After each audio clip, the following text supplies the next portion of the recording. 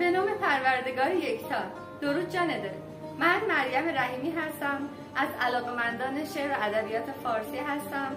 درسته که رشته تحصیلی من در اصلش ربطی به ادبیات نداره، ولی من هم دوران دبیرستان نمره شعر و ادبیاتم و انشام همیشه از بچه‌های رشته انسانی بیشتر بود و حتی تو دانشگاه هم خیلی علاقه‌مند به ادبیات بودم و واحدهای مربوط به ادبیات رو با نمره بالا و با لذت پاس می‌کردم. خلاصه از علاقه‌مندان شعر و ادبیات فارسی هستم و اینکه کمکی شاعر هم هستم و تعدادی اگر اسمشون رو بشه شعر گذاشت، شعر و داستان و قطعه ادبی کوتاه نوشتم و از بچگی به این موضوع خیلی علاقه‌مند بودم. به خاطر همین هم گرچه استعدادی تو رشته انسانی نداشتم به جز شاخه شعر و ادبیات، ولی خانواده‌ام و خیلی از دوستان میگفتن که این باید بره رشته ادبیات و حدود نمیدونم 13-14 سال پیش، حالا سال 91 یا 92 بودش که در باشگاه خبرنگاری همدان من دوره کامل گویندگی رو دیدم توسط استاد حمید محسنی، گوینده برجسته استان همدان که الهی هر جا که هستن زنده و سلامت باشن. واقعا یادشون میکنیم و دلتنگشون هستم و خیلی چیزها ازشون یاد گرفتم تو دوره گویندگی و خوشحالم که میتونم شعر رو به درستی بخونم. شاید البته بعضی از اشعار سنگین باشن، ثقیل باشن و ادعایی نیست، احتمال داره ما هم اشتباه بکنیم، ولی خدا رو شکر تسلط زیادی تو خوندن شعر و شعرخوانی دارم. اشکال این که یک چیز رو به صورت تخصصی بلد باشی اینه که وقتی یک جایی یک چیزی اشتباه داره انجام میشه اذیت میشی. حالا گاهی میتونی مطرح کنی، اظهار نظر کنی، گاهی نه. مثلا خیلی از معلمان ادبیات دارن تو مدارس اشعار رو با لحن غلط میخونن، با لحن غلط میخونن و مثلا فکر میکنن هر کس دهنشو اینجوری کنه، اگه با اینجوری بخونه همچین با صدای اینجوری اگر اجرا بکنه این دیگه خیلی خوب داره شعر میخونه.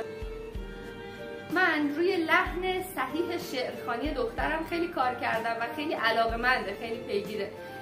شعرها رو که حفظ میکنه، شعرهای کتاب درسشو، بعد میشینه رو لحنشون کار میکنه و قبول نمیکنه که با لحن غلط بخونه. من بارها بهش گفتم که آقا خودت که میبینی خیلی از معلمای محترم سر در نمیارن از لحن، ولی میگه نه من باید با لحن درست بخونم و البته درستش هم همینه. به هر حال اشعار رو دخترم علاوه بر این که حفظ میکنه، حالا اشعاری که معلماش ازش میخوان حفظ کنه، حتما رو لحنشون هم کار میکنه. بعضی از معلمانش خدا رو شکر تبحر دارن تو لحن شعری و خیلی هاشون نه. و جالبه که اون معلم هایی که سر در نمیارن، بچه هایی که گفتم بهتون با یه لحنی با صدای باران اینجوری میخونن و تشویق میکنن و بهشون آفرین میگن، به به و چه میگن. و دختر من رو که با لحن درست میخونه ولی با صدای نمیگه اون رو معمولا هر کسی تشویقش نمیکنه، فقط کسایی تشویق میکنن که از لحن صحیح شعرخوانی سر در میارن. همونطوری که تو موسیقی چیزی به اسم فالش وجود داره، به اسم خارج شدن وجود داره، در صحبت کردن و در شعرخوانی هم وجود داره و لحن غلط یعنی مفهوم شعر رو اشتباه منتقل کردن. و من باز هم جا داره که از استاد حمید محسنی تشکر کنم که این مطلب رو خیلی زیبا تو کلاس به من و سایر هنرجوهاشون آموزش دادن. من احساس میکنم یکی از رسالت هایی که من و امثال من داریم این هست که لحن درست شعرخوانی رو واقعا به بچه های ایران آموزش بدیم و فرصتی بدیم که دیگران تصور نکنن با هر لحنی فقط کافیه که بگیم با صدای اینجوری عادت کنیم که هر شعری رو بخونیم با اعتماد به نفس. نه، اول باید لحن صحیح شعر خونده بشه. لازمش چیه؟ اولین چیزی که هست اینه که ما باید معنا و مفهوم صحیح اون بیت رو بفهمیم و بعد معنای لحن صحیح خوندن رو بدونیم، بلد باشیم و بعد شعر رو به درستی بخونیم. هیچ کس عاری از خطا و اشتباه نیست. من هم که کوچیک همه ادیبان ایران هستم، ادعایی هم ندارم، ولی سعی میکنم اشعار رو چند بار بخونم. اگر مطمئن شدم که مفهوم اون شعر رو به درستی فهمیدم و یاد گرفتم، برای عزیزان شعرخوانی خواهم کرد. شاید فعالیت های دیگه ای هم در این کانال انجام بدم. این چنل رو برای دلم ساختم، دلی ساختمش، خوشحال میشم سابسکرایب و حمایت بشه، ولی دنبالش هم نیستم.